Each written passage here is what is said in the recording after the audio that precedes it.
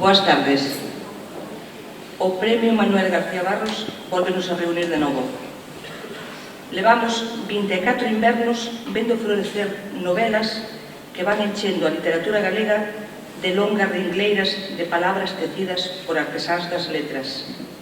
Por talentos do enxeño, levamos case medio século disfrutando de historias orixinais, melancólicas, actuais, imaginarias, fondas, comprometidas, que nos entregan os seus autores a través do Premio de Novela Manuel García Barros. Non sabía don Manuel que o seu nome ia ser padriño dunha produción tan extensa e de tanta calidade, pois moitos autores galegos quedan vencellados a él pola maxia deste galardón. E ambos os dous se alimentan mutuamente, un gañando prestixio e o outro eternidade. Neste ano 2012 cúmprense o 40 aniversario do pasamento de García Barros e non podíamos deixar pasar esta ocasión sin dedicarle unha pequena homenaxe, e que mellor maneira que dándolle vida a algúns dos seus personaxes. Para elo contamos coa colaboración de Juan Ruibal, o gaiteiro de Berres, e co autor estradense Gonzalo Valcárcel, que escenifica a peza Non se engana o Ciridonio, sacado de Contiños da Terra. Unha adaptación para contaconto realizada pola Escola Municipal de Artes Escénicas coa finalidade de dar a coñecer ás novas xeracións a bagaxe literaria do escritor estradense.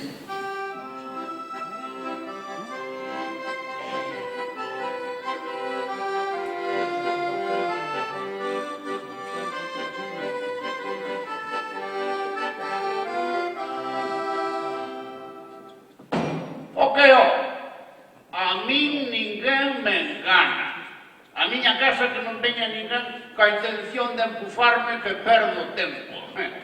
Eu non teño pelos na lingua para dicirlle: ai usted, o dicerían clarito aquel letrero, aquí non se fía, e o que veña sin carto xa pode ver por donde veu, que se lle parece mal, que lle parece. Que eu non gañei os cartos tumbados boca arriba, senón traballando duro, moi duro. Cando a xente é pouca e pouco vixiada, vixío. E cando non, paga todo o mundo por adiantado. Eu coñezo a xente nada máis de entrar pola porta. A min ninguén me engana.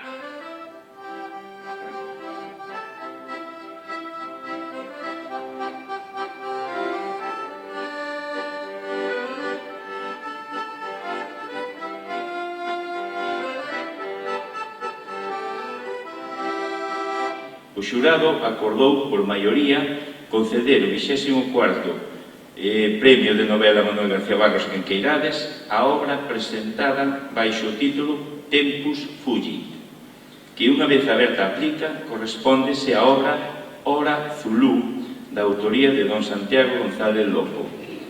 En a opinión do xurado, é unha novela que desde a variedade de rexistros literarios de calidade, cartas, poesía, informes, apreixa o leitor para contar unha historia de actualidade científica que cuestiona as fronteiras espazo-temporais e reivindica valores ecoloxistas. Valorouse tamén a concepción do psiquiátrico como metáfora da sociedade actual que lle serve ao autor para elaborar con destreza a biografía dun científico comprometido co seu tempo e activismo social. En primeiro lugar, don César Pérez Ares vaille facer entrega de unha reproducción do Concello.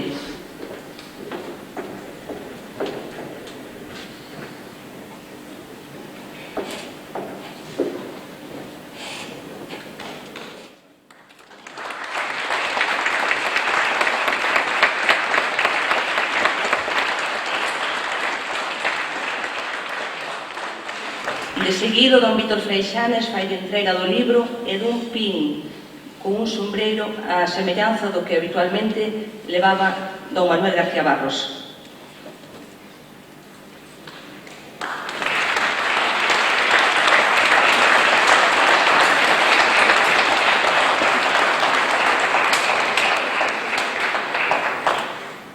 Por último, o alcalde da Estrada, don José López Campos, fai de entrega do cheque e do diploma acreditativo como gañador do premio.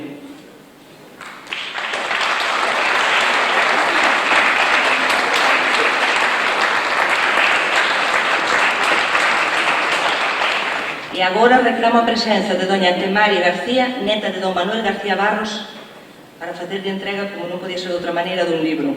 E, ao mesmo tempo, darlle testimuña do agradecemento pola participación e apoio constante a este premio.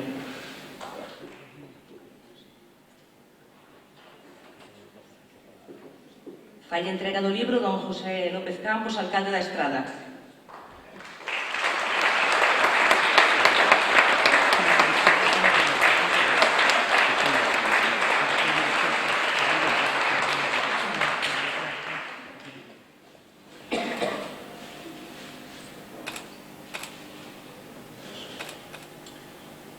Coido que a mellor maneira de honrar a figura de García Barros neste acto é utilizar as súas propias verbas para comezar a falar de Horacio Luco. O fragmento que elixín e que lles vou ler provén da súa novela As aventuras de Alberto Quiñoy, un libro en gran parte autobiográfico no que narra a vida dun rapaz de aldea e dos seus amigos e que constitúe un fresco magnífico dos costumes e do día a día da Galicia daquel tempo. O fragmento di así: En casa de Quiñoy había reloj que poucos máis saberían na aldea. Un reloj que, aunque era de faltriqueira, dábaselle corda con chave, a que servía tamén para poñelo en hora. E andaba sempre encolgado dos fíos da cadea, que neste caso eran unhas trenzas de alpaca. Chamábaselle a muestra e mercara a Lourenzo a un masidao que viña por ali a comprar peites de buxo, tabaqueiros, castañolas e outros auxetos da industria caseira da parroquia. Sempre o traguía Lourenzo metido nunha bolsa de lán que desataba cada vez que quería mirar a hora.